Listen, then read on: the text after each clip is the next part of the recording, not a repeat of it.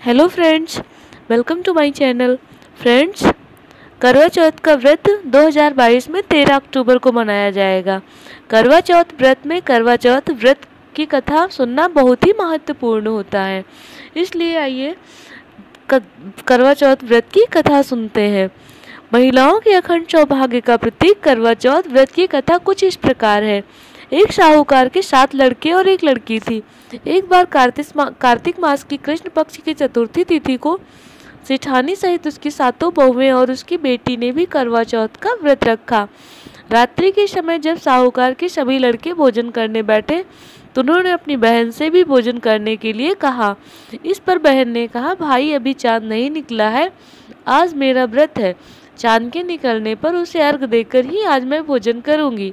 साहूकार के बेटे अपनी बहन से बहुत प्रेम करते थे।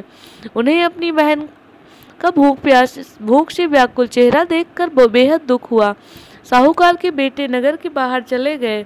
वहां एक पेड़ पर चढ़कर अग्नि जला दी। घर वापस आकर उन्होंने अपनी बहन से कहा, देखो बहन, चांद निकल आया है, अब तुम उन्हें अर्घ देकर भोजन ग्रहण करो। साहूकार की बेटी ने अपनी भाभियों से कहा, देखो भाभी, चांद निकल आया है, तुम लोग भी अर्घ देकर भोजन कर लो।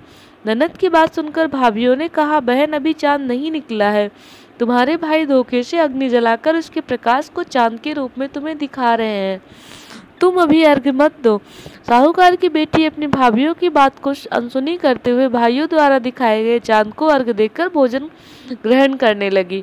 इस प्रकार करवा चौथ का व्रत भंग करने के कारण विघ्नहर्ता भगवान श्री गणेश साहूकार की लड़की पर अप्रसन्न हो गए।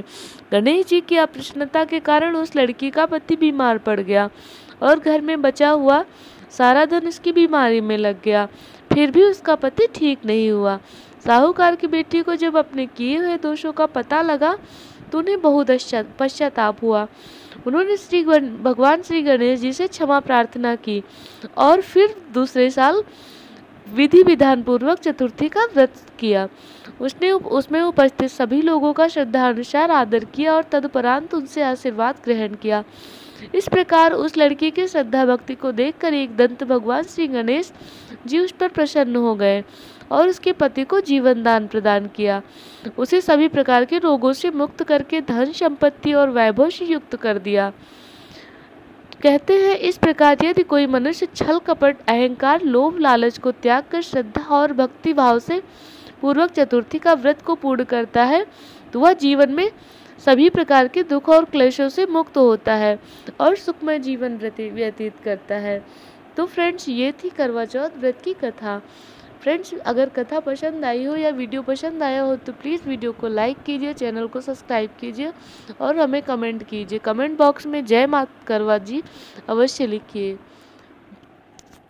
धन्यवाद।